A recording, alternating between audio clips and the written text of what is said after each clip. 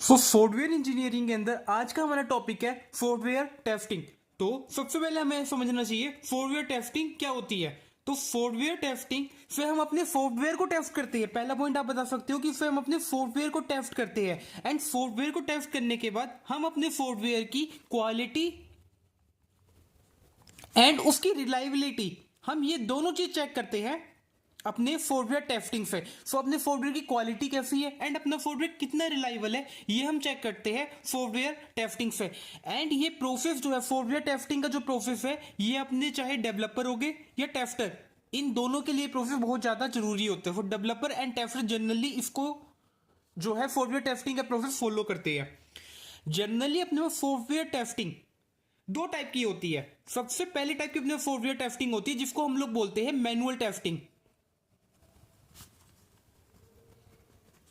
ये क्या होती है हम देखेंगे, बट अभी के लिए सिर्फ नाम याद करो। सॉफ्टवेयर टेस्टिंग दो टाइप की से हम लोग कर सकते हैं। एक हम लोग मैनुअल कर सकते हैं, मतलब यूजर इसमें हर चीज खुद चेक करेगा कि अपना जो है एक कोड हमने लिखा है क्या वो दूसरे से कनेक्टिविटी हो पा रही है या नहीं हो पा रही। मान लो ये हमने यहाँ पे कॉन्टैक्ट का कोड लिखा है, मोबाइल में जो कॉन्टैक्ट होता है, यहाँ पे हमने मान लो डायलर का कोड लिखा है, अपना जो डायल पैड होता है, क्या इन दोनों के बीच में कोई कनेक्टिविटी हो पा रही है। जैसे ही हम अपना डायल पैड में नंबर लिख रहे हैं क्या कॉन्टैक्ट उसका शो हो पा रहा है यहाँ पर। सो ये सारी जितनी चीज है ये अगर यूजर खुद कर रहा है, मैन्युअली उसको देख रहा है, मैन्युअली टेस्ट कर रहा है, तो ये सारी चीजें अपनी आती है मैनुअल टेस्टिंग के अंदर। यहां पे हम टेस्ट कर रहे हैं यूजर का लिखा गया कोड, अगर हम उसको मैनुअली चेक कर रहे हैं तो ये आएगा मैनुअल, लेकिन हम उसको ऑटोमेटिक कर रहे हैं। यार ये ऑटोमेटिक कैसे कर लेंगे, इसके लिए हम यूज करते हैं सॉफ्टवेयर, जो कि बिल्कुल हम अभी देखेंगे। आप लास्ट तक बन रहे हो, आपको सब समझ में आएगा। सो ऑटोमेटिक टेस्टिंग। अब हम बात करते हैं हम सॉफ्टवेयर को यूज ही क्यों करें, सॉफ्टवेयर टेस्टिंग को हम लोग यूज ही क्यों करें। वेल सॉफ्टवेयर टेस्टिंग का यूज करके ना देखो हम कितनी सारी चीजें कर सकते हैं। सबसे पहले ये हमें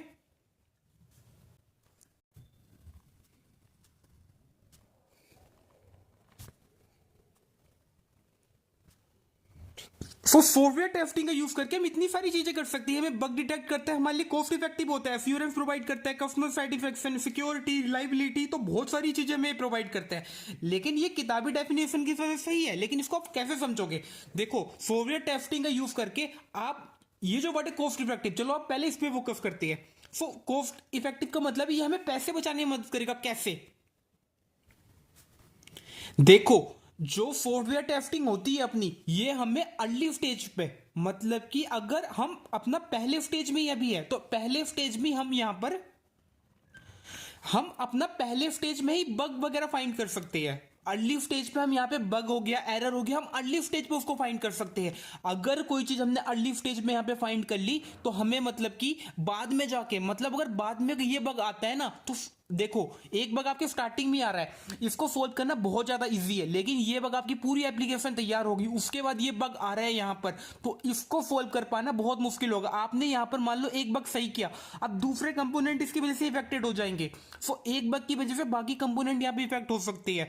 तो इसलिए ये हमें अर्ली स्टेज में बग फाइंड करने में मदद करता है सॉफ्टवेयर टेस्टिंग। कैसे करते हैं बिल्कुल अभी हम देखेंगे, ये ऐसा कैसे कर पाता है ये हम देखेंगे अभी।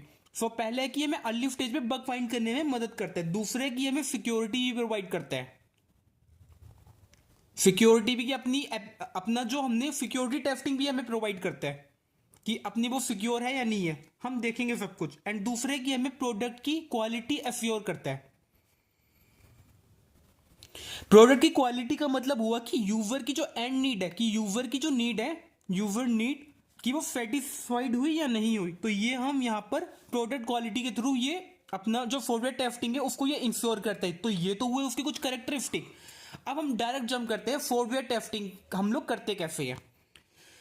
सो सॉफ्टवेयर टेस्टिंग देखो मैंने आपको बताया सॉफ्टवेयर टेस्टिंग दो टाइप की होती है, मैनुअल टेस्टिंग, ऑटोमेटिक टेस्टिंग। सो अब चाहे आप मैनुअल टेस्टिंग करो चाहे ऑटोमेटिक टेस्टिंग करो, दोनों के लिए आपको एक स्टेप फॉलो करने पड़ेंगे। चाहे आप मैनुअल करो चाहे ऑटोमेटिक करो, एक स्टेप फॉलो करने पड़ेंगे। अब हम वही स्टेप के बारे में यहाँ पे बात करने वाले हैं।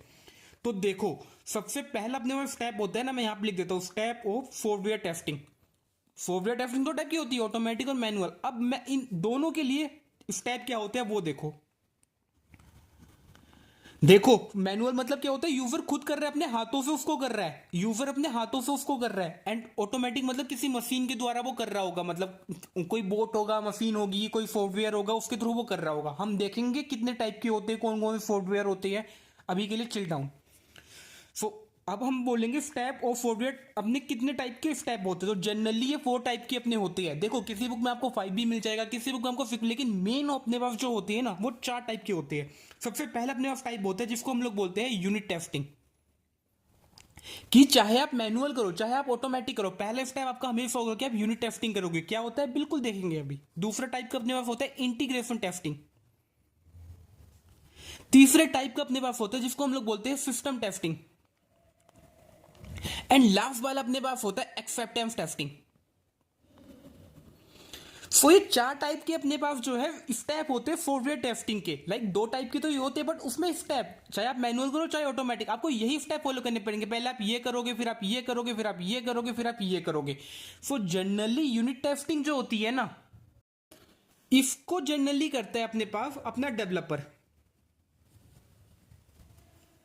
एंड जो अपने पास इंटीग्रेशन टेस्टिंग होती है, इंटीग्रेशन टेस्टिंग को जनरली करता है डेवलपर एंड टेस्टर, दोनों करते हैं। आप एग्जाम में इसको लिख के आ सकते हो। तो पहले तो आपको मैं बता रहा हूं कौन कौन क्या करता है। डेवलपर करता है यूनिट टेस्टिंग, और डेवलपर भी यहां पे कर सकता है integration, end developer and tester मिलकर करते हैं इंटीग्रेशन टेस्टिंग। एंड उसके बाद अपने पास आ जाता है system testing. So system testing यहां पे अपना करता है सिर्फ टेस्टर। एंड एक्सेप्टेंस टेस्टिंग अपना करता है यहां पर एंड यूजर। अब एक्सेप्टेंस टेस्टिंग अपने पास 2 टाइप की होती है आगे।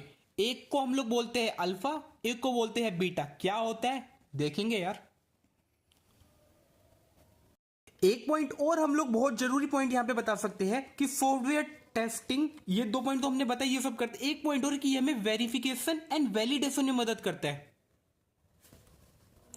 अब ये वेरिफिकेशन एंड वैलिडेशन, ये क्वेश्चन आपको एग्जाम में मिल सकता है। वेरिफिकेशन और वैलिडेशन क्या होता है, सॉफ्टवेयर टेस्टिंग अपना वेरिफिकेशन वैलिडेशन दोनों में यहाँ पे मददगार होता है। अब ये यहाँ पे वेरिफिकेशन वैलिडेशन होता क्या है। वेरिफिकेशन का यहाँ पे मतलब होता है, वेरिफिकेशन का यहां पर मतलब होता है कि जो अपने पास इंटरनल कोड है, मतलब इंटरनल कोड प्लस आर्किटेक्चर, ये करेक्ट है या नहीं है। इन सिंपल वर्ड मैं इसको बोल सकता हूं कि यहां पर अपनी जो टेक्निकल रिक्वायरमेंट है वो यहां पर सही है या नहीं, ये चेक करते हैं हम लोग वेरिफिकेशन में। For technical requirement, technical requirement हम चेक करते हैं वेरिफिकेशन में। लेकिन वैलिडेशन में हम लोग क्या करते हैं, वैलिडेशन में हम लोग फाइनल प्रोडक्ट चेक करते हैं। फाइनल प्रोडक्ट हम लोग चेक करते हैं कि वो फाइनल प्रोडक्ट चेक करते हैं कि वो यूजर की रिक्वायरमेंट पर मीट किया या नहीं किया। इन सिंपल वर्ड हम यहां पर यूजर सेटिस्फेक्शन पर वर्क करते हैं एंड यूजर नीड पर। सो अब हमसे कोई पूछे, आप यहां पर इसकी किताबी डेफिनेशन देख सकते हो बुक से, बट जनरली यही होता है। वेरिफिकेशन का मतलब इंटरनल कोड एंड आर्किटेक्चर पे ये फोकस कर रहे हैं, मतलब टेक्निकल रिक्वायरमेंट पे। तो हम यहां पे बोल सकते हैं कि ये टेक्निकल रिक्वायरमेंट पे अपना ज्यादा फोकस कर रहा है। मतलब जैसे कि कोड रिव्यू हो गया अपना, अगर इंटरनल की और अच्छे से बात करें तो कोड रिव्यू हो गया, कोड की सिक्योरिटी हो गई, कोड कौन सी लैंग्वेज में लिखा जाएगा, जो जितनी भी इंटरनल पार्ट है ये वेरिफिकेशन में यहाँ पर मेंटेन किए जाते हैं। एंड यूजर की सेटिस्फेक्शन की, वो अपना प्रोडक्ट वैसा बना जैसा चाहिए, तो ये सारे हम लोग करते हैं वैलिडेशन के अंदर। तो ये डिफरेंस हुई वेरिफिकेशन एंड वैलिडेशन फ्रेंड, ये हम लोग कर सकते हैं सॉफ्टवेयर टेस्टिंग में। अब चलो जो हमने यहाँ पे स्टेप ऑफ सॉफ्टवेयर टेस्टिंग करी, अब हम इसको समझते हैं। सबसे पहले अपने पास यूनिट टेस्टिंग।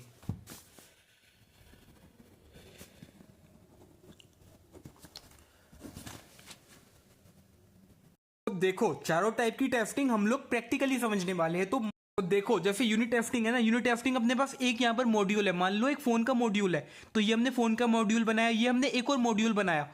एक एक जब हम सिंगल मॉड्यूल बनाते हैं ना, एग्जांपल ये फोन के लिए मान लो, ये मान लो मैसेज के लिए, एंड यहाँ पर मान लो हमने डायल पैड में एक नंबर डायल किया, तो ये पूरा हमने एक मॉड्यूल बना दिया। तो ये मॉड्यूल और ये मॉड्यूल के बीच में जब आप सिंगल सिंगल करोगे तो ये होगा यूनिट टेस्टिंग, कि आप सिंगल सिंगल करके इसको चेक कर रहे हो। बट जब आप इन दोनों को यहाँ पे कंबाइन करके कर रहे हो ना, तो ये होगा इंटीग्रेशन टेस्टिंग। मतलब आप दोनों को एक साथ चेक कर रहे हो। आपने फोन का मॉड्यूल बना लिया, यहाँ पे मैसेज का मॉड्यूल बना लिया, एंड उसके बाद इसको आप एक साथ चेक कर रहे हो। तो पहले आप करोगे यूनिट टेस्टिंग, मतलब एक एक मॉड्यूल आप यहाँ पे चेक करोगे, एंड उसके बाद करोगे इन दोनों का यहाँ पे आप चेक करोगे, तो वो हो जाएगा इंटीग्रेशन। सिस्टम में क्या हो जाएगा कि आप क्या करोगे, इसको सिस्टम के साथ देखोगे, सिस्टम के साथ इन दोनों की परफॉर्मेंस तो कहीं डाउन नहीं हो रही, अपना सॉफ्टवेयर कहीं रिलायबल था वो तो नहीं जा रहा, मतलब आप इन दोनों को देखोगे सिस्टम के साथ। एंड लास्ट वाला होगा एक्सेप्टेंस की, लास्ट वाला आप इसको यूजर को दिखाओगे। एग्जांपल के लिए ये देखो, ये एक फोन है, जैसे कि मैं इसको पहले अनलॉक कर लेता हूँ। सो ये मैंने फोन अनलॉक कर लिया, मान लो ये अपने पास यहाँ पर फोन की ऐप है। सो जैसे मैं फोन की ऐप पे क्लिक करूंगा, एक नंबर अपने पास यहाँ पे आ गया। तो इस मॉड्यूल के अंदर अपने पास मान लो एक नंबर है 1800 करके। तो जब मैं एक और मॉड्यूल खोलूंगा, मान लो मैसेज का, तो यहाँ पर मेरे को वो नंबर शो कर रहा है। मतलब यहाँ पर यूनिट टेस्टिंग, मतलब एक एक यूनिट टेस्टिंग यहाँ पर हुई है। मतलब एक मॉड्यूल तैयार हुआ है, ये यहाँ पे मैसेज का मॉड्यूल तैयार हुआ है, यहाँ पे एक मैसेज का मॉड्यूल तैयार हुआ है। तो एक एक करके यहाँ पे मॉड्यूल तैयार हुए हैं। एंड उसके बाद जब मैं मैसेज पे क्लिक कर रहा हूँ, एंड यहाँ पे मैं कुछ भी यहाँ पे मैसेज लिख रहा हूँ, तो यहाँ पे मतलब कि ये तो कॉन्टैक्ट से आ रहा है मेरा, तो यहाँ पे इंटीग्रेशन भी हुई है। एंड ये सिस्टम की परफॉर्मेंस वगैरह कुछ यहाँ पे डाउन नहीं कर रहा। एंड एक्सेप्टेंस टेस्टिंग हम एक्सेप्ट तो हो ही रहा है यार, मतलब सारे टेस्ट केस वगैरह सब पास हो रही है। सो ये हुआ अपने पास testing type. So unit testing में हम क्या करते हैं, एक एक मॉड्यूल चेक करते हैं। आप यहां पे बोल सकते हो कि हम यहां पर जो फोकस करते हैं, ये हम यहां पर मॉड्यूल पे फोकस करते हैं, कि हम सिंपल सिंपल छोटे छोटे मॉड्यूल बनाते हैं। मतलब स्मॉल, आप ऐसे लिख सकते हो, smallest testable part. Smallest testable हम लोग पार्ट बन, लाइक पूरा अपने पास फोन है, उसमें से एक स्मॉल लेवल पार्ट जो है अपने पास फोन का था, तो आप स्मॉलेस्ट टेस्टेबल पार्ट यहाँ पे बना सकते हो यूनिट टेस्टिंग के अंदर। और यहाँ पर आप उसको मतलब कि एक तरह से मॉड्यूल में आप उसको यहाँ पे रख सकते हो। तो इससे क्या होगा, ये अपना जो बग है, मतलब ये आइडेंटिफाई करेगा बग। जो मैं आपको बोल रहा था, सॉफ्टवेयर इंजीनियरिंग के अंदर आप लोग अर्ली स्टेज में बग फाइंड कर लेते हैं, बग डिटेक्ट हम लोग अर्ली स्टेज में कर लेते हैं। कैसे, वो हम यूनिट टेस्टिंग के अंदर ही कर लेते हैं। तो ये हमें बग डिटेक्ट करने में मदद करता है। एंड दूसरे की हमारे कोड को इंश्योर करते हैं कि कोड में मतलब कुछ प्रॉब्लम वगैरह तो नहीं है। कुछ मॉड्यूल में हमने यहाँ पे कोड लिखा तो उसमें कुछ प्रॉब्लम वगैरह तो नहीं है, यहाँ से ये इंश्योर करता है। सो आप बोलोगे ensure code stability. And generally इसके लिए हम लोग यूनिट टेस्टिंग के लिए हम लोग यूज करते हैं फ्रेमवर्क, लाइक अगर आप जावा की बात करें तो जावा में हम यूज करते हैं जे यूनिट का। एंड डॉट नेट में हम लोग यूज करते हैं, यहाँ पे एक एन यूनिट करके है, एक एन यूनिट करके है, जो कि हम यूज करते हैं यहाँ पर अपना डॉट नेट के अंदर। हम पाइथन के अंदर यूज करते हैं यहाँ पर अपना पाईटेस्ट करके है, जिसको के थ्रू हम लोग यूनिट टेस्टिंग कर सकते हैं। तो ये सारी चीज आप लिख सकते हो। तो ये हुआ यूनिट टेस्टिंग के बारे में। अब हम बात करते हैं अपना इंटीग्रेशन टेस्टिंग। अब इंटीग्रेशन टेस्टिंग मैंने आपको बताया, जैसे मैसेज का एग्जांपल देगी कि दो मॉड्यूल के बीच में हम लोग कम्युनिकेशन कर रहे हैं, तो ये हुआ इंटीग्रेशन, मतलब दो मॉड्यूल के बीच में हम लोग कम्युनिकेशन कर रहे हैं। सो ये हुआ integration testing. Well, integration testing में आप ये लिख सकते हो कि इंटीग्रेशन टेस्टिंग जनरली हम लोग चार टाइप से कर सकते हैं। सबसे पहले अपने पास टाइप है जिसको हम लोग बोलते हैं बिग बैंग। देखो, इसके पहले आप नाम याद करोगे तो आपको बहुत फायदा रहेगा, क्योंकि पॉइंट आपके पास लिखने के लिए हो जाएंगे। बिग बैंग हो गया, देखो अब सारे नाम बहुत इसी है, top bottom, top down, bottom up, and last वाला हो जाएगा इन दोनों का कॉम्बिनेशन, मतलब हाइब्रिड। अब ये सब होते क्या है, इंटीग्रेशन टेस्टिंग हमने जानी चार टाइप की होती है। देखो, बिग बैंग में क्या होता है, हम अपना पूरा कोड एक बार यहां पर लिख लेते हैं, मतलब कि जो यहां से आया स्मॉलेस्ट पार्ट उसको हम यहां पे डाल देते हैं।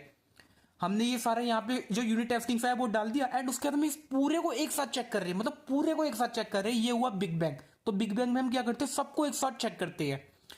टॉप डाउन में हम क्या करते हैं, जैसा नाम, तो हम क्या करेंगे, जो मॉड्यूल्स बड़े होंगे, मतलब कि इस कोड के अंदर कुछ मॉड्यूल ऐसे होंगे जो मान लो अपने बड़े मॉड्यूल होंगे, कुछ मॉड्यूल ऐसे होंगे जो छोटे मॉड्यूल होंगे, कुछ होंगे जो बिल्कुल छोटे होंगे।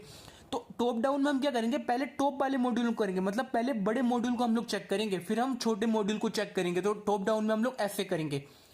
लेकिन अगर आप टॉप में हो तो आपको किसी बॉटम वाले की जरूरत पड़ सकती है। मान लो कि आप कोई टॉप में हो एंड आपको यहाँ पर मान लो कोई एक बहुत बड़ी चीज़ है, मान लो क्या बताओ आपको, मान लो एक फ़ोन के एग्जांपल से हम लोग करते हैं। मान लो आप फ़ोन का यहाँ पर मॉड्यूल चेक कर रहे हो एंड आपको बहुत छोटी सी एक चीज़ की जरूरत पड़ी, मान लो आपको डिलीट बटन की जरूरत पड़ी, तो आप तो नीचे का एक्सेस कर ही नहीं सकते, डिलीट तो बहुत नीचे आएगा, मतलब कि ये यहाँ पर। तो इसके लिए हम लोग यूज़ करते हैं डमी मॉडल, मतलब टॉप डाउन आप फॉलो कर रहे हो मतलब, लेकिन अगर आपको कोई डाउन वाले मॉड्यूल की जरूरत पड़ी तो वहाँ पर आप यूज़ करोगे डमी मॉडल। एंड सेम चीज यहां पर है अपना अगला bottom up. So bottom up में आप क्या करोगे, पहले आप छोटे मॉड्यूल्स को यहां पे चेक करोगे एंड उसके बाद जाके आप बड़े मॉड्यूल्स को चेक करोगे। तो यहां पे भी ये प्रॉब्लम आ सकती है कि आप छोटे मॉड्यूल्स को चेक करो लेकिन आपको कोई बड़े मॉड्यूल अचानक से नीड पड़ी, तो यहां पे भी आप डमी मॉडल का यूज करोगे। एंड डमी मॉडल में जो यहाँ का डमी मॉडल का नाम है, इसका नाम है स्टब्स, तो यहाँ पे आप स्टब्स का यूज करोगे एंड यहाँ पे आप डमी मॉडल का यूज करोगे। एंड हाइब्रिड हो गया, ये कॉम्बिनेशन हो गया आपका top down and bottom up का, top down plus bottom up. So ये अपने पास हुई इंटीग्रेशन टेस्टिंग। अगले टाइप के ऑफ टेस्टिंग है जिसको हम लोग बोलते हैं सिस्टम टेस्टिंग। अब ये दो पॉइंट आप एग्जाम में लिख के आ सकते हो। हमने क्या किया अभी तक, यूनिट टेस्टिंग मतलब स्मॉलेस्ट टेस्टेबल पार्ट, मतलब एक सिंपल सा मॉड्यूल, छोटा सा मॉड्यूल। एंड इंटीग्रेशन टेस्ट मतलब कि जो हमने छोटे छोटे मॉड्यूल बनाए अब हम उसको कंबाइन करके चेक कर रहे हैं। एंड अगला अपने पास है यहाँ पर सिस्टम टेस्टिंग। अब देखो सिस्टम टेस्टिंग अपने पास जनरली दो टाइप में होती है, एक होती है फंक्शनल टेस्टिंग, एक होती है नॉन फंक्शनल। अब ये फंक्शनल नॉन फंक्शनल क्या होती है,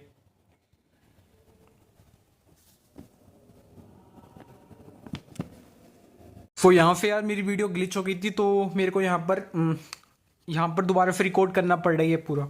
तो हम बात कर रहे थे यहाँ पे सिस्टम टेस्टिंग के बारे में। सिस्टम टेस्टिंग अपनी यहाँ पे दो टाइप की होती है, एक होती है functional testing and non functional testing. याद करो जो हमने स्टार्टिंग में पढ़ा था यहाँ पे automation testing and manual testing, ये हमने पढ़ा था ये सिस्टम टेस्टिंग की functional testing and non functional testing, मतलब manual testing and automatic testing, जिन इसको ही हम लोग फंक्शनल एंड नॉन फंक्शनल, इसको ही हम लोग यहाँ पर ऑटोमेट कर रहे हैं।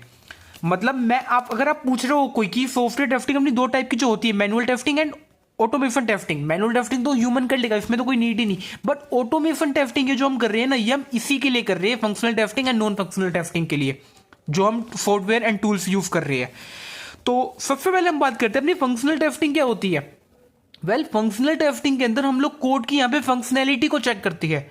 कोड की फंक्शनैलिटी, हाँ, नोड मतलब कोड से रिलेटेड जितनी भी चीजें होगी ना वो हम यहाँ पर फंक्शनल टेस्टिंग के अंदर करेंगे। मतलब कोड हो गया, क्या उस कोड में कोई एरर आ रहा है या नहीं, क्या वो कोड अपना सही से वर्क कर रहे हैं या नहीं, तो वो सारी चीजें हम लोग चेक करते हैं अपनी फंक्शनल टेस्टिंग के अंदर। तो फंक्शनल टेस्टिंग के अंदर क्या आता है, कोड की फंक्शनैलिटी हो गया, एरर हो गया, यूआई पार्ट हो गया, हम ये सारी चीजें चेक करते हैं अपनी फंक्शनल टेस्टिंग के अंदर। अब नॉन फंक्शनल टेस्टिंग में क्या हो गया, non functional testing focus on documentation, कि हमने अपना जो सॉफ्टवेयर बनाया है क्या उसको हमने अच्छे से डॉक्यूमेंट किया है, तो ये हम फोकस करते हैं नॉन फंक्शनल टेस्टिंग के अंदर।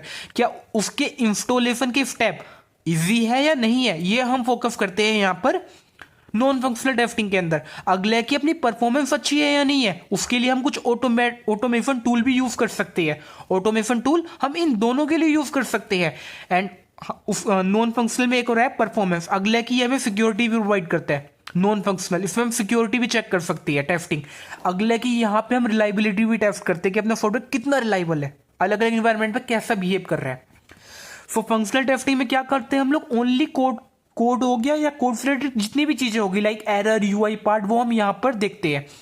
एंड नॉन फंक्शनल टेस्टिंग के अंदर हम क्या फोकस करते हैं, mainly on performance, security, reliability, मतलब अंदर की जितनी भी चीजें होती है मेन मतलब छोटी छोटी चीजें, लेकिन है तो बड़ी बड़ी चीजें, लेकिन हमारे लिए जितनी भी छोटी छोटी चीजें वो हम फोकस करते हैं नॉन फंक्शनल के अंदर। एंड फंक्शनल के अंदर हम फोकस करते हैं अपने मेन कोड के ऊपर। सो आप बोल सकते हो फंक्शनल टेस्टिंग यहाँ पे हम फोकस करते हैं code working with user need, क्या कोड यूजर की नीड के हिसाब से वर्क कर रहा है, यहाँ पर फंक्शनल टेस्टिंग के अंदर हम वो इंश्योर करते हैं। एंड नॉन फंक्शनल के अंदर हम करते हैं कि जैसे परफॉर्मेंस हो गया, स्पीड हो गया, सिक्योरिटी हो गया। नॉन फंक्शनल का तो आप अच्छे से समझ ही होंगे, अब हम थोड़ी फंक्शनल को ही इवेल्युएट करते हैं। एग्जाम में आप ऐसे लिख सकते हो फंक्शनल टेस्टिंग किस किस चीजों में वर्क करता है, ये यूआई टेस्टिंग पे वर्क करता है, ये ऑब्जेक्ट प्रॉपर्टी। मान लो यूआई टेस्टिंग तो आप समझ के होंगे कि अपना यहाँ पर एक सॉफ्टवेयर है, इसका यूआई अच्छे से वर्क कर रहा है या नहीं, रिस्पॉन्सिव है या नहीं, तो वो हम यहाँ पे यूआई टेस्टिंग के थ्रू चेक करते हैं। अगले ऑब्जेक्ट प्रॉपर्टी, अब मान लो आपने एक ऑब्जेक्ट बनाया, कहीं वो ऑब्जेक्ट की वजह से कुछ प्रॉब्लम तो नहीं आ रही, तो वो ऑब्जेक्ट प्रॉपर्टी वो यहाँ पर हम लोग चेक करते हैं फंक्शनल टेस्टिंग के अंदर। अगला एरर गैसिंग टेस्टिंग। अब ये एरर गैसिंग टेस्टिंग क्या होती है? अब मान लो ये आपका एक यूजर नेम था एंड ये आपका पासवर्ड था एंड यूजर ने यहाँ पे गलत कुछ लिख दिया एंड जैसे ही आप यहाँ पे सबमिट पे क्लिक कर रहे हैं ना यूजर, तो फिर यूजर को एक मैसेज दिखना चाहिए, एरर मैसेज इनकरेक्ट पासवर्ड। तो जितने भी एरर गैसिंग टेस्टिंग है, लाइक यूजर का नेट नहीं चल रहा तो उसको यहाँ पे 404 एरर मिल रही है, क्या 404 एरर मिल रही है? तो ये जितनी भी चीजें वो हम एरर गैसिंग टेस्टिंग के अंदर इंश्योर करते हैं। अगला की इनपुट डोमेन टेस्टिंग, मतलब जैसे मैंने आपको ये एग्जांपल दिया, यूजर नेम लिख रहा है, पासवर्ड लिख रहा है, क्या यहाँ पर जो मान लो कि एक यहाँ पर डेट ऑफ बर्थ है, क्या डेट ऑफ बर्थ में यूजर अपनी यहाँ पर स्ट्रिंग लिख सकता है? कुछ मान लो एबीसी कुछ लिख सकता है? नहीं लिख सकता, वो यहाँ पे नंबर ही लिखेगा आपको, 2 जैसे कुछ भी वो लिख सकता है, 1111 कुछ भी लिख सकता है। तो जितने भी इनपुट डोमेन टेस्टिंग हुई वो यहां पर हम लोग चेक करते हैं फंक्शनल टेस्टिंग के अंदर। अगला डाटाबेस टेस्टिंग, कि अपना डाटाबेस एपीआई हिट हो रहा है या नहीं हो रहा, कुछ प्रॉब्लम तो नहीं आ रही डाटाबेस में, वो सारी चीजें हम लोग चेक करते हैं फंक्शनल टेस्टिंग के अंदर। तो ये पार्ट हुआ अपने पास सिस्टम टेस्टिंग का, ये पार्ट हुआ अपने पास सिस्टम टेस्टिंग का। अब लास्ट वाले अपने पास टेस्टिंग होती है जिसको हम लोग बोलते हैं acceptance testing. Now acceptance testing ये अपने करता है एंड यूजर या टेस्टर। देखो यूनिट टेस्टिंग को अपना करता है डेवलपर, ये मेरे को याद नहीं मैंने बताया नहीं, यूनिट टेस्टर को अपना करता है डेवलपर, इंटीग्रेशन टेस्टिंग को करता है अपना डेवलपर एंड टेस्टर, दोनों मिलके करते हैं इस चीज को। एंड सिस्टम टेस्टिंग को सिर्फ अपना करता है टेस्टर एंड एक्सेप्टेंस टेस्टिंग को अपना करता है एंड यूजर या आप बोल सकते हो टेस्टर। एंड एक्सेप्टेंस टेस्टिंग अब आगे अपनी 2 टाइप की होती है। सिस्टम टेस्टिंग हमने 2 टाइप की थी, functional and non functional. In the same way acceptance testing भी अपनी 2 टाइप की होती है, alpha and beta. Well alpha testing and beta testing, अब इन दोनों में क्या अंतर होता है? वेल अल्फा टेस्टिंग अपनी फोकस करती है इंटरनल टेस्टिंग के ऊपर। मतलब देखो अब हमने कोई सॉफ्टवेयर यहां पर बना लिया, तो सॉफ्टवेयर बनाने से के बाद हमें उसको 2 स्टेज पे गुजारना पड़ता है। पहला स्टेज है अल्फा टेस्टिंग, फिर है बीटा टेस्टिंग। अल्फा टेस्टिंग का मतलब कि ये जो आपने सॉफ्टवेयर बनाया ना यहां पर, इसको हम लोग टेस्ट करेंगे। अरे यार वो तो हम यहाँ पे भी कर रहे थे, हाँ आप बिल्कुल सही बोल रहे हो, यहाँ पे भी हम टेस्ट कर रहे थे, बट यहाँ पर जो टेस्ट हो रहा था ना, ये मॉड्यूल्स का टेस्ट हो रहा था, यहाँ पर मॉड्यूल्स का हो रहा था, यहाँ पर मल्टीपल मॉड्यूल को कंबाइन करके हो रहा था। यहाँ पे उस पूरे मॉड्यूल जितने भी है उन सबको एक साथ कंबाइन करके, मतलब यहाँ पे तो आप कर रहे हो, यहाँ पे भी आप वो मॉड्यूल कर रहे हो, बट इन सबको यहाँ पर एक साथ मिला के इसकी परफॉर्मेंस सिक्योरिटी को हम यहाँ पे चेक कर रहे थे एंड बाद में हम यूजर को डिलीवर करने से पहले हम उसको खुद चेक कर रहे थे। एक्सेप्टेंस टेस्टिंग वही होती है। सो यहां पर क्या करेगा, जो हमारी टीम का टेस्टर है वो पहले उसको चेक करेगा, उसको कोई बग दिखेगा मतलब उसको वो यहां पे कंट्रोल इन्वायरमेंट में चेक करेगा।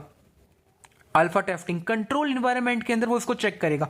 सो यहां पे वो इंटरनल टेस्टिंग करेगा एंड उसको वो यहां पर कंट्रोल इन्वायरमेंट में करेगा। कंट्रोल इन्वायरमेंट के अंदर वो उसको यहां पे चेक करेगा अल्फा टेस्टिंग को।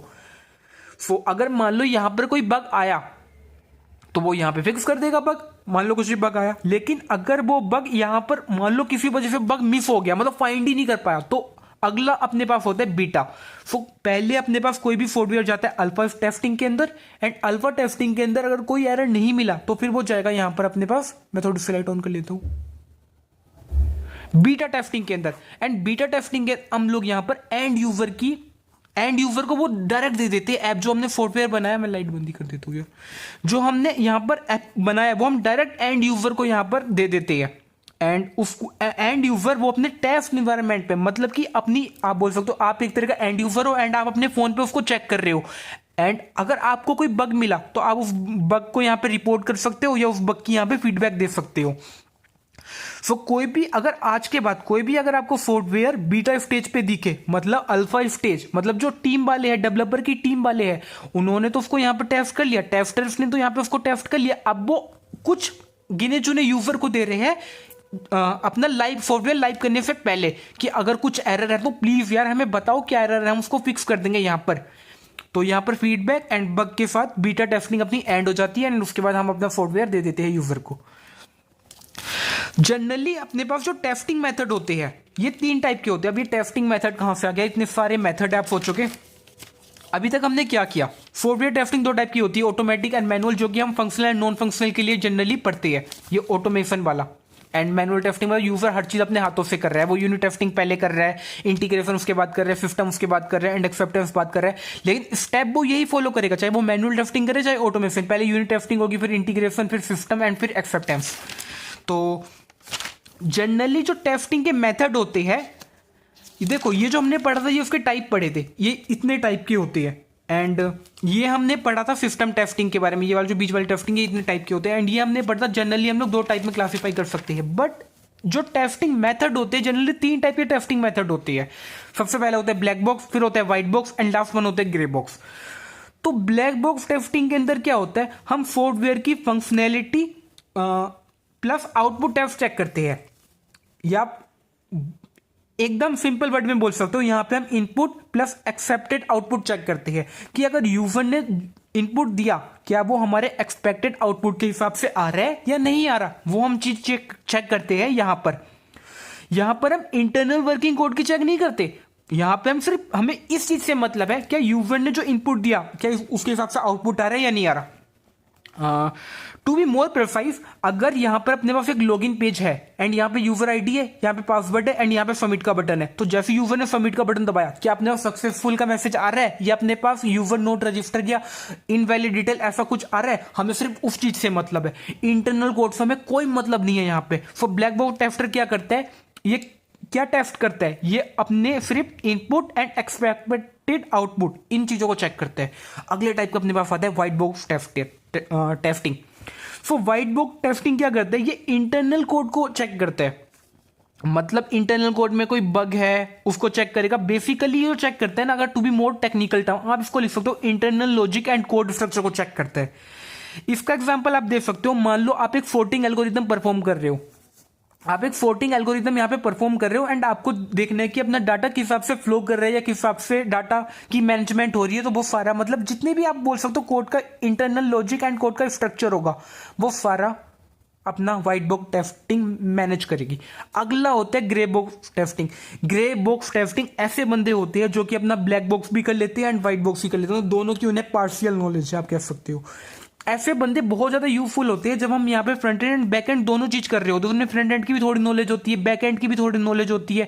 एंड उसके बाद वो एपीआई यहाँ पर चेक करते हैं कि अपनी एपीआई सक्सेसफुल हो रही है यानी डाटाबेस को सक्सेसफुल कनेक्ट हो रहे हैं यानी, तो ऐसे बंदे को हम लोग ग्रे बॉक्स टेस्टिंग में यूज कर सकते हैं। तो अब हम एक चीज और समझते हैं जो हमने पढ़ा यहाँ पे ऑटोमेशन टेस्टिंग, जो कि हम फंक्शनल एंड नॉन फंक्शनल में करते हैं। अब हम इसके कुछ सॉफ्टवेयर देखते हैं जिसके थ्रू हम लोग ऑटोमेट कर सकते हैं अपनी functional testing and non functional testing.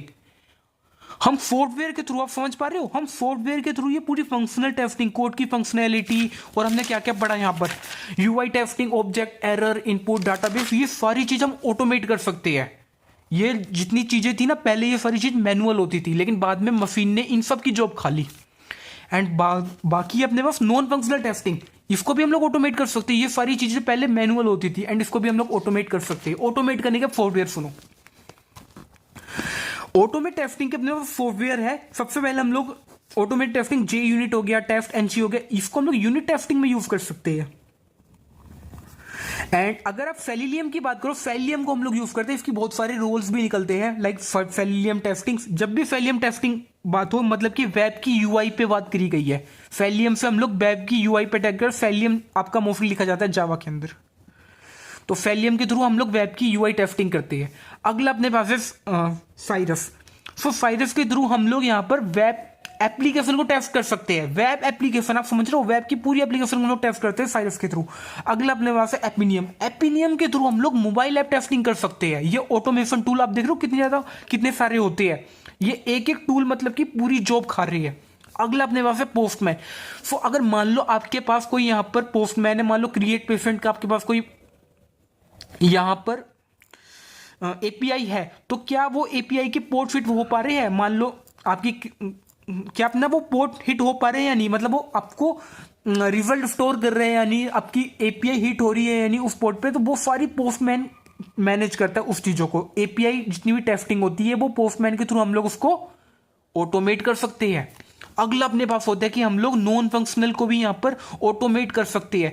Non functional को अगर आप परफॉर्मेंस की बात करो, अगर आप परफॉर्मेंस को यहां पर ऑटोमेट करना चाहते हो तो इसके लिए हम यूज करते हैं सॉफ्टवेयर लाइक जेमीटर, लोड रनर, ऐसे सॉफ्टवेयर को हम लोग यूज करते हैं अगर हमें परफॉर्मेंस को यहां पर ऑटोमेट करना है तो अगर हमें सिक्योरिटी को ऑटोमेट करना है ना, यहाँ पे हम यूज करते हैं टूल्स लाइक बर्ब फिट और वेब लैब। हम ऐसे सॉफ्टवेयर का यूज करते हैं। अगर हमें यहाँ पर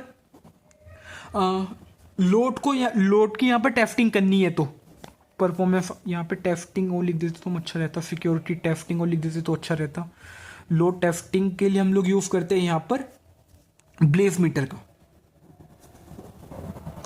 तो ये सारे जो टूल है ना, इन सब टूल ने जॉब खा रखी है यार, लेकिन आपको इन सब का नाम पता होना चाहिए। इन सारे टूल्स का आपका नाम पता होना चाहिए। आप एग्जाम में भी सारे टूल्स का नाम लिख के आ सकते हो, तो मे बी आपको अगर जितने नंबर का ये पेपर होगा उस हिसाब से आपको अच्छे नंबर मिल सकते हैं। सो हम रिकैप करते हैं हमने क्या किया। सॉफ्टवेयर टेस्टिंग अपनी क्वालिटी एंड ड्राइबिलिटी को इंश्योर करती है। इसको generally developer, tester and and user को भी इंक्लूड कर सकते हो आप। ये लोग इसको ज्यादातर मैनेज करते हैं। इसके थ्रू हम लोग वेरिफिकेशन एंड वैलिडेशन दोनों चीज कर सकते हैं। वेरिफिकेशन का जनरली मतलब होता है कि कोड की इंटरनल पार्ट, एंड वैलिडेशन का मतलब होता है कि टेक्निकल पार्ट जो है वो यहाँ पर अच्छे से अपना स्पेसिफाइड हुआ या नहीं हुआ यूजर की रिक्वायरमेंट का। टेक्निकल पार्ट ओनली, कोड वाला पार्ट मतलब रिव्यू वाला पार्ट, ये सारा। एंड वैलिडेशन मतलब एंड प्रोडक्ट, मतलब जो फाइनल प्रोडक्ट है वो अपना यूजर की नीड के हिसाब से हुआ है या नहीं। सो वेरिफिकेशन मतलब कि ओनली टेक्निकल पार्ट, एंड जो वैलिडेशन है इसका मतलब है कि यूजर की एंड नीड यहाँ पे मीट हुई या नहीं हुई। अगले हमने बड़ा सॉफ्टवेयर टेस्टिंग जो हमने ये था, दो टाइप्स हम लोग कर सकते हैं, manual testing and automation testing. Manual testing अपना ह्यूमन करता है, ऑटोमेशन टेस्टिंग अपनी यहाँ पे कंप्यूटर के द्वारा की जा सकती है। एंड हम लोग सॉफ्टवेयर टेस्टिंग करते ही क्यों है, इससे हम बग को डिटेक्ट कर सकते हैं, हमारा बहुत ज्यादा कॉस्ट इफेक्टिव होता है, हमें एश्योरेंस प्रोवाइड करते हैं, कस्टमर सेटिस्फेक्शन प्रोवाइड करते हैं, सिक्योरिटी प्रोवाइड करते हैं, रिलायबिलिटी प्रोवाइड करते हैं। अब देखो एग्जाम में आपको कितने पॉइंट याद रखती है। एग्जाम्पल के लिए हमारे पैसे भी बचाते हैं। कैसे?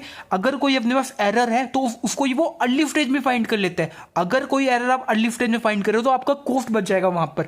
मतलब कि अगर कोई एरर अपनी लेट स्टेज में फाइंड होती है तो आपको बाद में उसको, जैसे कि ये एक सॉफ्टवेयर है, ये आपने यहाँ पे बाद में पूरा सॉफ्टवेयर बनने के बाद पता चल रहा है आपको ये एक एरर है, तो इसकी वजह से बहुत सारे मॉड्यूल इफेक्ट हो सकती है। तो अगर कोई एरर लेट स्टेज में आ रही है तो उसकी कॉस्ट भी बढ़ जाती है।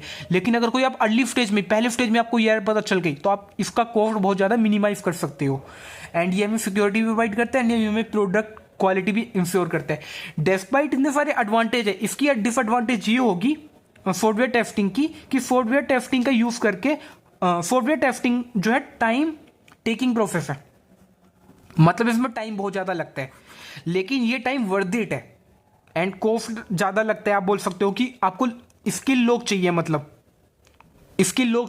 ये सब करने के लिए, तो टाइम भी ज्यादा लगेगा, कॉस्ट भी, लेकिन ये वर्थ इट है अगर आप इसके लॉन्ग टर्म के हिसाब से देखोगे तो।